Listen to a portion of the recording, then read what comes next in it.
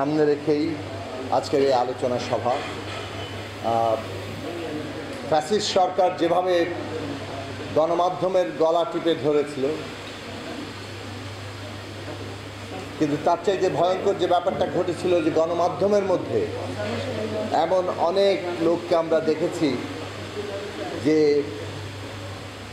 একটা ফ্যাসিবাদ কায়েমের সহযোগী হয়ে উঠবে।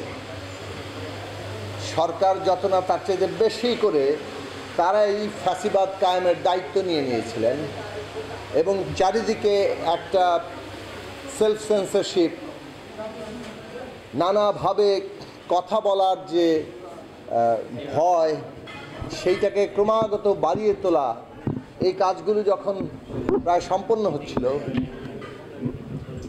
সেই সময়ে যে অল্প কয়েকজন সাংবাদিক সাহসিকতা নিয়ে, দায়িত্ববোধ নিয়ে, পেশাদারিত্ব নিয়ে এই দেশের মানুষের পক্ষে, গণতন্ত্রের পক্ষে কাজ করেছেন, মুশফিক ফজল আনসারী তাদের মধ্যে একজন, এবং সে কারণে তাকে বিদেশে অবস্থান করতে হয়েছে।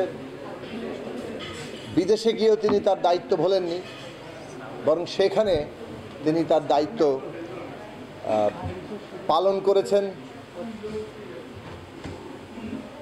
যুক্তরাষ্ট্র বিশ্ব রাজনীতিতে একটা গুরুত্বপূর্ণ জায়গায় সবসময় থাকে এবং যুক্তরাষ্ট্র কার সম্পর্কে কি বলছে সেইটি নানাভাবে আন্তর্জাতিকভাবে একটা গুরুত্ব লাভ করে।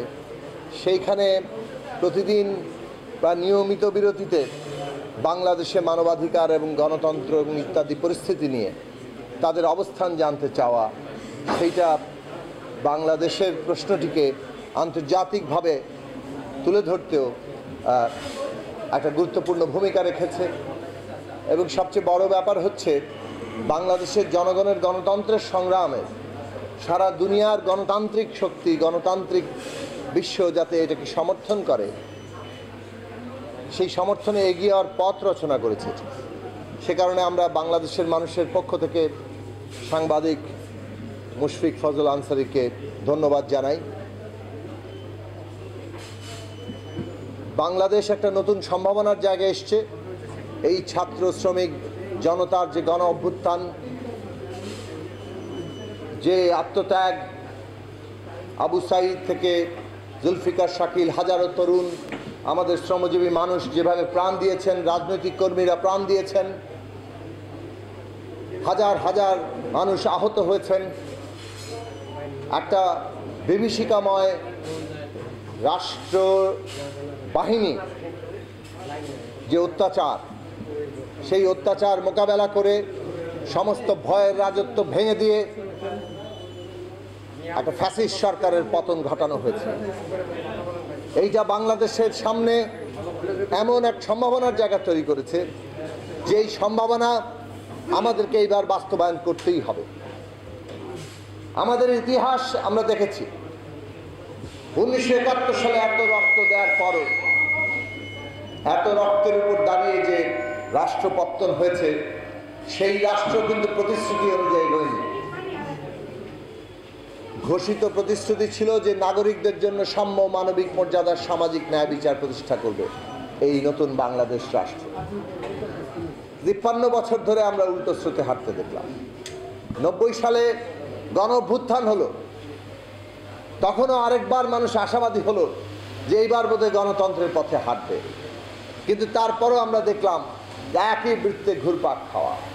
একটা নির্বাচন পর্যন্ত করতে পারে না, ন্যূনতম একটা ক্ষমতা হস্তান্তর শান্তিপূর্ণ পথ, একটা নির্বাচন, এইটাও করতে পারে না। যেই ক্ষমতায় যায়, ক্ষমতা চিরস্থায়ী করতে চায়, আর চাইলেই সেটা করাও যায়।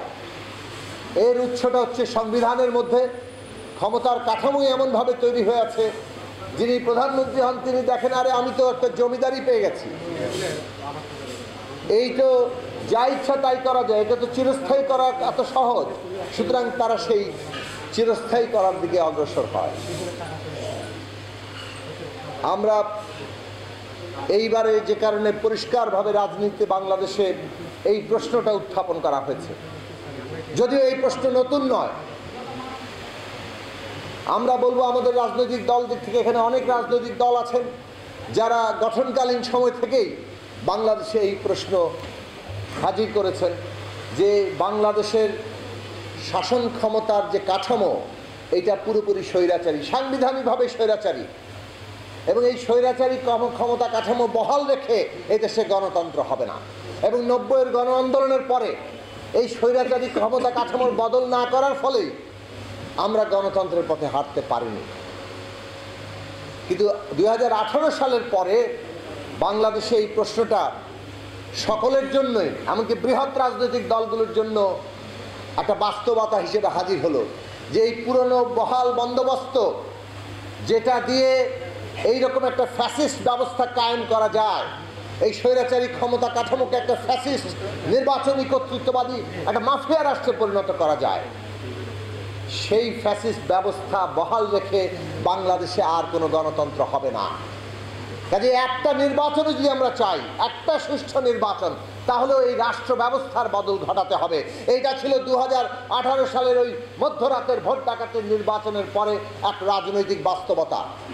সেই বাস্তবতা সামনে ছিল বলেই রাজনৈতিক দলগুলোর মধ্যে রাষ্ট্র ব্যবস্থা সংস্কার এবং বদলের প্রশ্নটি মুখ্য রাজনৈতিক প্রশ্ন হয়ে উঠেছিল।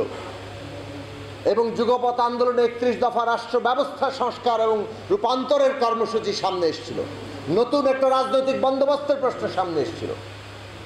এবং সেই কারণেই বলবো যে জমিন তৈরি হয়েছে, সেই জমিনে ছাত্র জনতা যে অভ্যুত্থান তৈরি করলো, আমাদের দেশের ছাত্ররা, শিক্ষার্থীরা, তরুণরা যে অগ্রণী ভূমিকা নিলেন এই অভ্যুত্থানের ক্ষেত্রে, তারা এই বাংলাদেশে নতুন একটা গণতান্ত্রিক রাজনৈতিক বন্দোবস্ত দেখতে চান, এটা স্পষ্ট করে রাজনৈতিক লক্ষ্য নির্ধারণ করে দিয়েছেন। ফলে নতুন বাংলাদেশের যাত্রা কোন পথে, এটা নির্ধারিত হয়ে গেছে অভ্যুত্থানের মধ্য দিয়ে, যে নতুন একটা বন্দোবস্ত লাগবে। সেই বন্দোবস্তের ভিত্তি হচ্ছে একটা গণতান্ত্রিক সংবিধান, এর বাইরে অন্য কিছু নয়। কিভাবে আমরা সেটা অর্জন করব, সেই বিষয়ে এখন জাতীয় ঐক্যমত্য দরকার। অন্তর্বর্তী সরকার গঠিত হয়েছে, অভ্যুত্থানের উপর দাঁড়িয়ে তাদের কাজ হচ্ছে এই জাতীয় ঐক্যমত্য তৈরিতে সহায়তা করা, তার ক্ষেত্র প্রস্তুত করা। শিক্ষার্থী, রাজনৈতিক দল, শ্রেণী পেশার মানুষ, সকল অংশীজনকে একটা জাতীয় ঐক্যমত্যে নিয়ে আসা, কিভাবে আমরা এই গণতান্ত্রিক রাষ্ট্র, গণতান্ত্রিক সংবিধান অর্জন করতে পারি, কিভাবে এই দেশে স্থায়ীভাবে একটা গণতান্ত্রিক নির্বাচনের পরিবেশ তৈরি হয়, এবং সবচেয়ে বড় কথা হচ্ছে যারাই সরকার আসবে তাদের মধ্যে ক্ষমতার ভারসাম্য এবং জবাবদিহিতার জায়গা সৃষ্টি হয়। আমরা দেখতে পাচ্ছি পুরনো অনেক লক্ষণ এখনো তৈরি হয়ে আছে। গতকাল ঢাকা বিশ্ববিদ্যালয়ে যা হয়েছে, একজনকে পিটিয়ে হত্যা করা, জাহাঙ্গীরনগর বিশ্ববিদ্যালয়ে পিটিয়ে হত্যা করা, এ পর্যন্ত 6 জনকে এভাবে পিটিয়ে হত্যা করা হয়েছে। কোনোভাবে এটা গ্রহণ করা যাবে না। এই অন্তর্বর্তী সরকার ছাত্র জনতা, রাজনৈতিক দল সকলের সমর্থনের উপর দাঁড়িয়ে আছে। আপনাদেরকে এখানে ব্যবস্থা নিতে হবে। ষড়যন্ত্রকারীরা ষড়যন্ত্র করতে পারে, কিন্তু ষড়যন্ত্রকারীদের সফল হতে দেওয়া যাবে না। অবশ্যই এদেরকে আইনের আওতায়, বিচারের আওতায় আনতে হবে যারা এই হত্যাকাণ্ড চালিয়েছে। আগামীর বাংলাদেশ ফ্যাসিস্টরা যে পথে চালিয়েছে তার কোনো লক্ষণ আমরা দেখতে চাই না, এবং সেই বাংলাদেশে প্রতিষ্ঠার ক্ষেত্রে কোনো রকম শিথিলতা সেটাও আমরা দেখতে চাই না। রাষ্ট্রশক্তি যারা এখানে অবহেলা করবে, দায়িত্ব অবহেলা করবে, তাদের বিরুদ্ধে দৃঢ় অবস্থান গ্রহণ করেন। আমরা দেখছি পুলিশ বাহিনী এখনো ঠিকমতো কাজ করছে না, পুনর্গঠন করেন, সংস্কার করেন। যারা কাজ করবে না তাদের বিরুদ্ধে অবিলম্বে বিভাগীয় ব্যবস্থা নেন, চাকরি থেকে বরখাস্ত করেন। বাংলাদেশের জনগণের জানমাল দিয়ে কাউকে ছিনিমিনি খেলতে দেওয়া হবে না, এবং অন্তর্বর্তী সরকারকে সেই রকম দৃঢ় অবস্থানের জায়গায় যেতে হবে। বাংলাদেশের এই পরিবর্তনগুলো আমরা দেখতে চাই। মাজারে হামলা আমরা দেখছি, হিন্দু মন্দিরে হামলা আমরা দেখছি, হিন্দু সম্প্রদায়ের উপরে হামলা, নারীর উপরে হামলা। এইগুলো অস্থিতিশীলতা সৃষ্টি করার জন্য ফ্যাসিস্টদের দোসররাই করছে, কিন্তু সেই দোসরদেরকে আইনের আওতায় আনতে হবে। কেবল ফ্যাসিস্টদের দোসররা করছে, সরকারকে তার কালিমালিপ্ত করার জন্য করছে, এই কথা বলে শেষ করা যাবে না। স্পষ্ট কঠোর বার্তা দিতে হবে যে এগুলো বন্ধ করতে হবে। যারা এটা করবে তাদেরকে আইনের আওতায় নেওয়া হবে।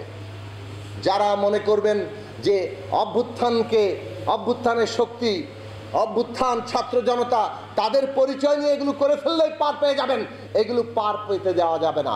আমরা ছাত্র সমাজকে আহ্বান জানাই, আমরা রাজনৈতিক দলগুলো অবিলম্বে নামবো, এইগুলোর প্রতিরোধ রচনা করতে হবে, কারণ তারা অভ্যুত্থানকেই সত্য অর্থেই কালিমা লিপ্ত করতে চাইছে। আগামীর এই নতুন বাংলাদেশের যাত্রায় বাংলাদেশের মানুষ সত্যি অর্থেই একটা নতুন বন্দোবস্ত করবে, যেখানে ক্ষমতার ভারসাম্য এবং জবাবদিহিতা হবে মূল জায়গা, যেখানে আমরা এমন একটা বাংলাদেশে যেতে পারবো সকলকে মিলে আমরা উন্নতির দিকে যেতে পারবো, সকল নাগরিকের সুযোগের সমতা, তাদের মানবিক মর্যাদা, তাদের ন্যায় বিচার প্রতিষ্ঠা হবে। সত্য অর্থেই আজকে ৭১-এর এই আশা আকাঙ্ক্ষা ২৪-এ এসে ছাত্র সমাজ বৈষম্যহীন বাংলাদেশ বলে যাকে ধারণ করেছে সেইটাকে আমরা বাস্তবায়ন করতে পারবো। সেই পথে আপনারা ঐক্যবদ্ধ হবেন সে আশা রেখে আমি আমার বক্তব্য শেষ করছি। নাগরিক আকাঙ্ক্ষাকে ধন্যবাদ। আমরা সবাই সাংবাদিক মুশফিক ফজল আনসারীর বক্তব্য শুনব।